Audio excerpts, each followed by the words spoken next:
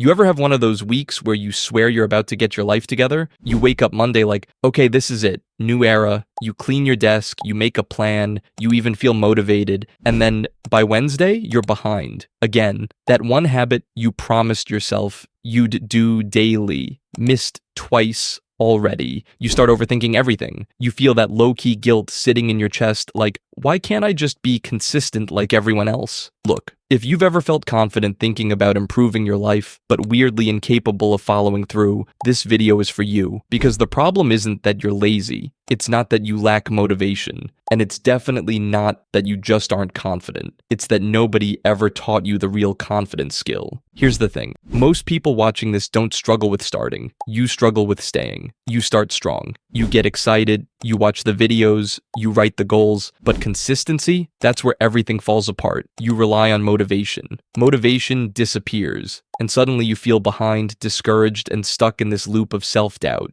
And what's wild is, we call that a confidence problem, but it's not. Confidence isn't about feeling fearless. It's not about hype. It's not about believing affirmations in the mirror. The confidence skill nobody teaches you is something way less glamorous and way more powerful. Let's challenge a myth right away. Most people think confidence comes before action. Like, once I feel confident, then I'll start. Once I'm motivated, then I'll be consistent. Once I believe in myself, then I'll follow through. That sounds logical. It's also completely backwards. Psychology shows that confidence is not a prerequisite for action. It's a result of action. In fact, research in behavioral science suggests that nearly 40% of what you do every day is habitual, not intentional. That means your identity and confidence are being shaped by what you repeatedly do, not how you feel. Here's what most people don't realize. Confidence isn't built by winning big. It's built by keeping promises to yourself when nobody is watching. And almost nobody talks about that. Now you might be thinking,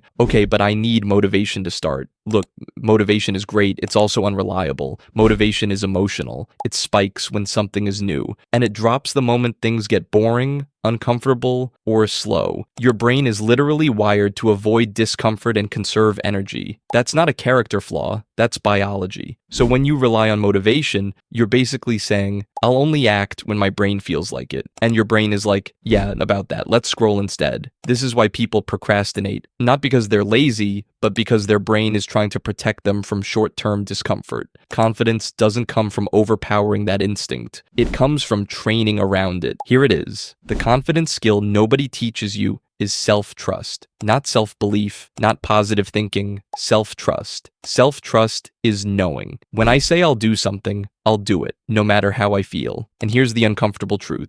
Most people don't lack confidence. They lack evidence. Every time you say, I'll start tomorrow, and you don't, you teach your brain, my words don't mean anything. Over time, that erodes self-trust. And that is what feels like low confidence. Think of confidence like a bank account. Every promise you keep equals a deposit. Every promise you break equals a withdrawal. Most people are overdrawn. Imagine you had a friend who constantly said, I'll be there at 7, and every time they showed up at 8, or not at all. Would you trust them? Of course not. So why do you expect to trust yourself when you do the same thing? This is where it gets really interesting. Your brain doesn't separate you from your behavior. It judges you the same way you judge other people, by patterns. Confidence is just your brain saying, I've seen enough proof. This person follows through. Here's another myth that messes people up. Discipline is not about forcing yourself to do hard things all the time. Discipline is about removing negotiation. Most people wake up and ask, do I feel like doing this today? That question alone destroys consistency. Highly disciplined people don't feel more motivated. They've just stopped debating with themselves. They decide once, and then they execute. No drama, no overthinking, no waiting for the perfect mood. Let's talk about overthinking for a second. Overthinking isn't intelligence, it's avoidance. Your brain uses thinking as a way to delay action because action has consequences. Thinking feels productive, action feels risky, but confidence grows only through action. So if you're stuck in your head all the time, it's not because you're broken, it's because your brain is trying to keep you safe. The solution isn't to think better, it's to act smaller. Here's one of the most practical confidence-building strategies you can use immediately. I call it the minimum commitment rule. Instead of asking, what's the best plan? Ask, what's the smallest version of this I can do every day? Not 1-hour workouts, perfect routines, massive goals, but 5 minutes, 1 page, 1 rep, 1 sentence.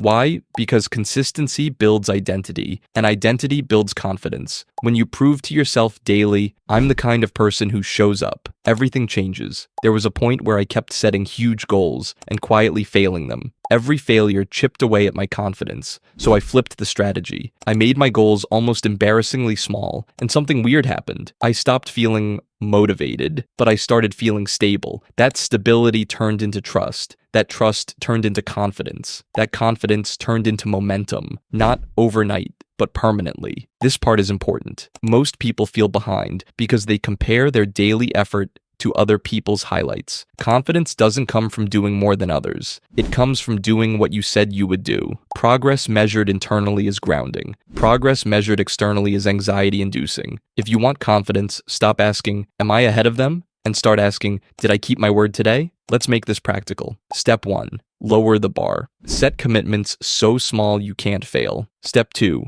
Remove emotion. You don't decide daily. You execute. Step 3. Track evidence, don't track outcomes. Track follow-through. Step 4. Never miss twice. Missing once is human. Missing twice is a pattern. This system works because it aligns with psychology, not willpower. Here's what most people don't expect. When you build self-trust, anxiety drops, overthinking quiets, motivation becomes irrelevant because you stop needing to convince yourself. You already know who you are. Real confidence doesn't announce itself. It doesn't post quotes. It doesn't wait for validation. It doesn't panic when things get hard. It just shows up, even when it's tired, even when it's bored, even when nobody cares. That's the confidence nobody teaches you. So look, if you've been waiting to feel confident before changing your life, stop. Confidence isn't a feeling you wait for, it's a skill you practice. Every small promise you keep today is a vote for the person you're becoming, and no one is coming to do that for you. But the good news? You don't need motivation. You don't need perfect discipline. You just need to start keeping tiny promises consistently. That's how self-trust is built. That's how confidence becomes unshakable. And that's how long-term growth actually happens.